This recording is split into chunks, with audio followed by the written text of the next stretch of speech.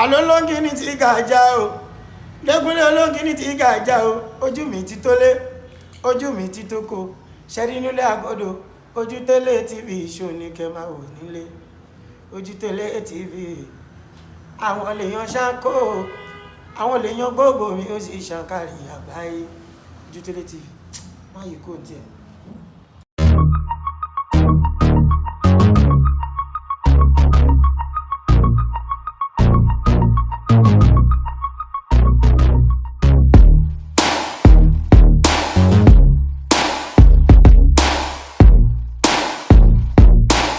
fún Ọlọ́run ọba tó pa àwọn ọba tó sọ ajá àsìkò yìí láti wà pẹ̀lú ìṣúná láì Prophet Michael Olohumbe ti ìjọ gọ́fẹ́ mínísítọ̀ ní Akíọdé.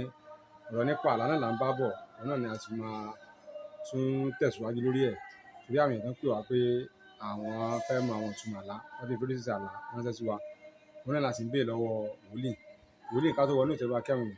Mo gbàdúrà ní orúkọ Jésù gbogbo ibikíbi tá a ti ń wò mí kí Ọlọ́run kó fi ìdẹ̀ra kó fi bá yín gbé gbogbo ohun tó bá dàbí òkè ìṣòro yín mo pa láṣẹ ni gẹ́gẹ́ bí ìrújú àti ikọ̀ Ọlọ́run kí ìnira kó sá fún yín.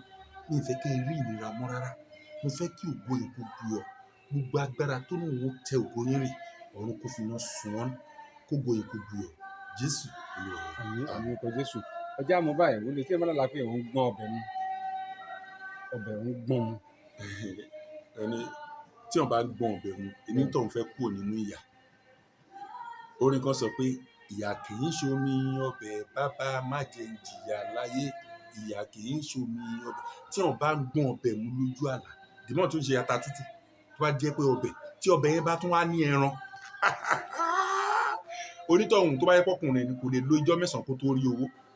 Tó bá jẹ́ obìnrin lórí ẹran ló ń gbọ́n ọbẹ̀ mu lórí ẹran kò lè lo ijọ́ méje kó tó rí owó ló máa já sí, kò sí nǹkan míì, kò sí pé nìkan já sí pé oore owó tí kò ní ìjákulẹ̀ òun náà sọ pé ń bọ̀ yẹn. So tó bá jẹ́ pé ó wá delay kò lè ju 16 days lọ lábẹ́ ọ̀run. Ọlọ́run má jẹ́ kó ayé ba ire wa jẹ́ o. So ayé ò ní ba ire wa jẹ́ bó ṣe jẹ́ nìyẹn. Ẹ̀yà wo lè sàn tí eégún bá ń léèyàn lójú oorun kọ́? Kò dá sà. Tẹ́gún bá ń léèyàn lójú oorun tí eégún yẹn lùyàn tó nàyàn kéèyàn tó tají dá sí pé àwọn irúnmọlẹ̀ ń bá ènìyàn yẹn jà. Now tó bá jẹ́ pé eégún yẹn lé lójú àlá ó lé àwọn èèyàn ṣùgbọ́n ó fi ìyàn sílẹ̀ ó fi ọ̀wọ̀ wọ̀nyàn dá sí pé ẹni àmì orú Ọlọ́run kan ni, ìmísí kan wà lára ẹ̀ tí ayé gbọ́dọ̀ tẹríba fún òun lọ́lọ́run fi hàn.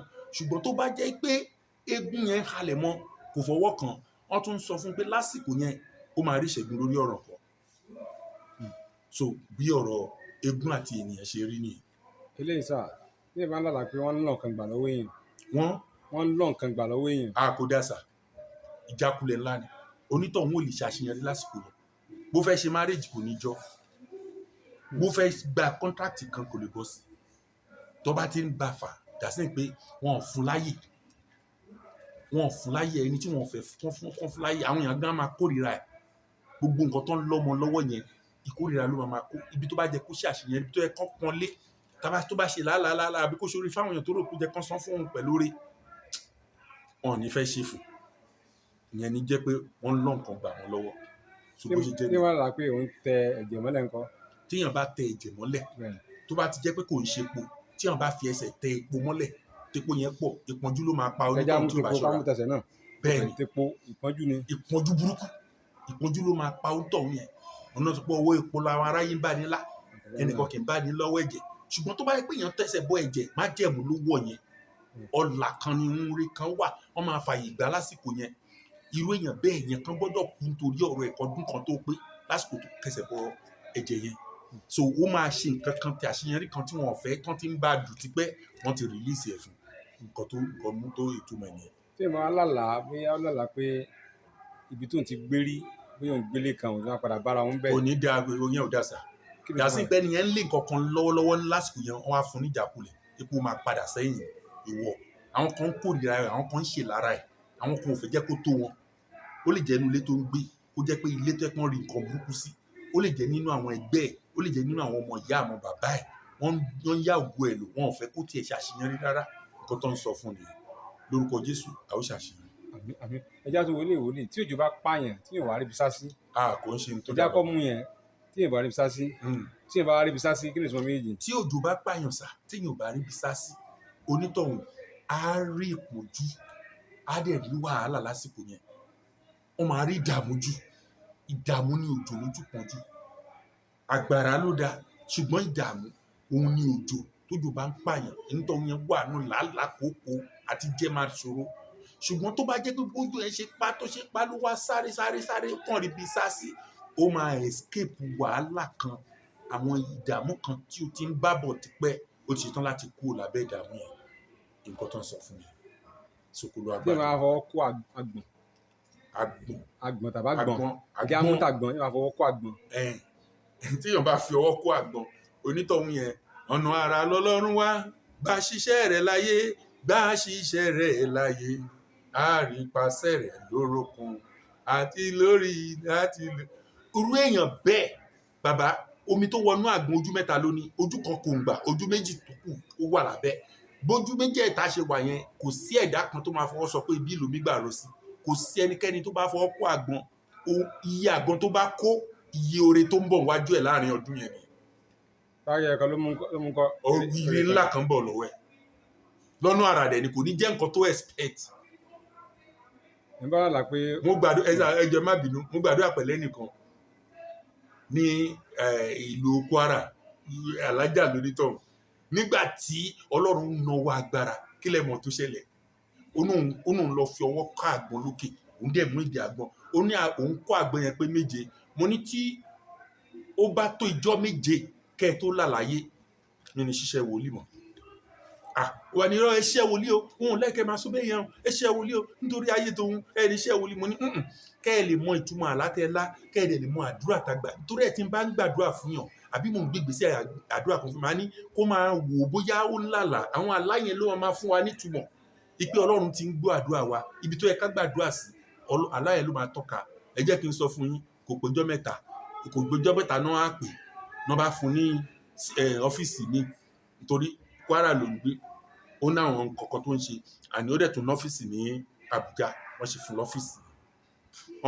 wọ́n fún promotion wọ́n fún ní àwọn ṣé nǹkan tó àwọn kan tó ń lálàá ní àwọn kan fẹ́ máa bá òun jàmù ní ẹgbẹ́ ẹkú òǹbẹ orí tọ́lọ́run ti ṣetán ni kò sí ẹ̀dá tó lè lẹ́yìn díẹ̀ kú òǹdí rẹ̀ because 7 lẹ́mú àmì 7 ni perfection tó bá máa di ọ̀sẹ̀ tó ń bọ̀ sà mo máa sọ̀rọ̀ àmì lórí àmì 10 tí gbogbo ayé máa gbọ́ àtọ́ máa rí àṣírí tó máa tú nípa ẹ̀ ìyẹn dúró síbẹ̀ nínú ìwé àlá tí a ṣe ìwé àlá yẹn pé 70 àlá tó ń yọ àwọn ọmọ ogun lẹ́nu àwọn ọmọ ológo lẹ́nu àti bí àwọn ọmọ ológo ṣe lè bọ́ lọ́wọ́ ogun àlá tẹ́ pé àwọn fúnra wọn á ju pásítọ̀ 3 lọ tán ìwé àlá yẹn bá wà lọ́wọ́ wọn ìwé yẹn à ń ṣe lọ́wọ́ ó máa jáde kí oṣù tó bọ̀ tó jálẹ̀ náà kí ni mo fẹ́ mú jáde ni pé nínú ìwé àlá yẹn mo sọ 1 to 12 ìtumọ̀ 1 to 12 tí wọ́n bá rí 1 to 12 lójú àlá bàbá ó ní ìtumọ̀ mo sọ ìtumọ̀ kankan tó dẹ̀ máa jẹ́ ìgbàlà fún ọ̀pọ̀lọpọ̀ lórúkọ Jésù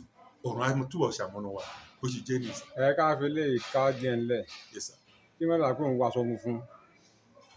tí wọ́n bá lálàá pé òun wọ aṣọ funfun pé méjì sá aṣọ funfun aṣọ ẹ̀yẹ ni aṣọ ògo laṣọ funfun tó bá ń lálàá pé òun faṣọ funfun bora ó máa jẹ́ ọlọ́lá kan tó bá tí ìdọ̀ba ó máa pè é fọba tó bá ń faṣọ funfun bora máa ṣe torí tẹ́yìn kan máa fi pé òun jẹ́ pásítọ̀ wọ́n ṣe torí ìtọrẹ àánú ta máa ń ṣe yẹn sàárà ni máa kó àwọn èèyàn jọ kó máa ṣe máa dìídì ṣe oúnjẹ tó bá nọ́lá díẹ̀ máa pẹran kí gbogbo èèyàn jẹ má fi nura má fi ṣe kankan ṣá máa múnú àwọn èèyàn dùn tàbí kó máa wá àwọn aláìní kó máa fún wọn láìpẹ́ láì jìnà tó bá ń faṣọ yẹn àṣírí ẹ̀ máa bò ní aṣọ funfun ló máa ń yọ láàrin gbogbo àwọ̀ láyé aṣọ funfun ló máa yọ òun ló dúró gẹ́gẹ́ bí ìmọ́lẹ̀ bí ìgbà tẹ́ pé ìmọ́lẹ̀ tàn sínú ayé ènìyàn so ìmọ́lẹ̀ dẹ̀ ni agbára lórí gbogbo àwọn ìmísí tó kù ni so tí èèyàn bá ń rí pé òun ń wọṣọ funfun àbí òun ń faṣọ funfun bora àṣírí onítọ̀hún ò ní tú. pẹ̀lú fọlọ́run ọba tó adúpẹ́ lọ́wọ́ wòlíì pé ẹ bá tu gbogbo aláìní ìkọ̀ọ̀kan ká tó lọ yásọ̀ nípa ìṣòro tó ń lọ lọ́wọ́ ní 41 days. ẹ jọ gbogbo ẹni tó ń gbọ́ mi a ti wà lórí òkè àwẹ̀ 41 days báyìí tó lọ́dọọdún tá a bá ti wà lórí òkè àwẹ̀ kò sí nǹkan méjì tá à ń ṣe fún gbogbo ènìyàn ní gbogbo àgbáláyé gbogbo bíkíbi tá a fà ní ojú tó lè dé àbáwọn program míì àbáwọn alóore àbí gbogbo àwọn mídíà tó ń sọ̀rọ̀ nípa mi àti nípa ìjọ wa, jẹ́ kí n sọ fún ẹ, máa pè tó bá ti gbọ́ nọ́mbà yìí lẹ́sẹ̀kẹsẹ̀. Ṣùgbọ́n kó tó pè, jẹ́ béèrè kó gbàdúrà, Ọlọ́run ṣé o rán arákùnrin sí mi, nítorí pé wọ́n lè má ràn mí sí ẹ, ó lè jẹ́ wòlíì mi náà rán sí ẹ. Ṣùgbọ́n tó bá jẹ́ pé ẹ̀yin tí a rán mi sí, ẹ̀mí máa sọ fún ẹ, ènìyàn ẹ̀mí ni mí, wòlíì ẹ̀mí ni mí, ẹ̀mí ni mo fi ń darí ohun gbogbo. Ẹ̀mí á sọ fún ẹ pé wòlíì yẹn, tí ẹ̀mí Ọlọ́run bá ti wá sọ fún ẹ pé kó pé wòlíì yẹn, kò sí àṣìṣe nínú ẹ̀. Ihun tí n bá ti sọ fún ẹ, mú gbọ́, ṣe kó dẹ̀ bẹ̀rẹ̀ sí rí ògo Ọlọ́run. Mo gbàdúrà gbogbo ẹ̀yin tí Ọlọ́run yóò lò mí fún, ẹ ó ní oore ọ̀fẹ́ àti jẹ́ kí ẹ̀mí Ọlọ́run kó fọwọ́ kàn yín. Bí mo ti ń bá yín sọ̀rọ̀ yìí, bẹ́ẹ̀ dẹ̀ ti ń pè, Ọlọ́run á máa ṣamọ̀nà yín, ògo yín á dẹ̀ farahàn. Ẹ ní rí àṣìṣe, ṣùgbọ́n ẹ ó rí ọ̀nà àbáyọ ní orúkọ Jésù Kristi Olúwa. Nọ́mbà náà nìyí. Ṣùgbọ́n kí n tó sọ nọ́mbà náà, ibi tí program ń lọ lọ́wọ́lọ́wọ́, nọ́mbà 8 Ọmọbọ̀gẹ̀ ní Akéọdé Òjòdúbágà Lagos, níbi tí program ń lọ láti aago 9 àárọ̀ ti di aago 11 ní ojoojúmọ́. Tó bá di aago 11 ti di aago 3, counseling and prophecy ó máa jáde àṣẹ orí pẹpẹ pé báyìí ni yóò rí fún ẹ tí ò dẹ̀ ní yí padà. Lẹ́yìn náà, ẹ̀yin tẹ́lẹ̀ wà káàkiri àgbáyé, ẹ lè láǹfààní láti pè. Jẹ́ kí n sọ fún ẹ, tí afẹ́fẹ́ bá débi tó dé, àdúrà tèmi bá ṣe fún ẹ, ìgbésẹ̀ tí n bá gbé fún ẹ nínú àdúrà á kàn ẹ́ lára lẹ́sẹ̀kẹsẹ̀. Wo ẹlòmíràn máa sí níbi kan tó máa sọ pé kó ya wèrè, á dẹ̀ ya wèrè. Bí ẹni tó ṣe ń ba tìyàn jẹ́ náà ṣe wà, bẹ́ẹ̀ náà lọ́lọ́run ṣe gbé ẹlòmíràn náà kalẹ̀ tó jẹ́ pé èèyàn bí tiyín náà báyìí ni, tó jẹ́ pé tó bá sọ pé gbogbo ẹni tó yà ń wèrè káyé ẹ̀ dára, ayé onítọ̀hún náà á dẹ̀ bẹ̀rẹ̀ sí dára. Èmi wá jẹ́ kan nínú àwọn tá a fẹ́ lò fún gbogbo àwọn ènìyàn.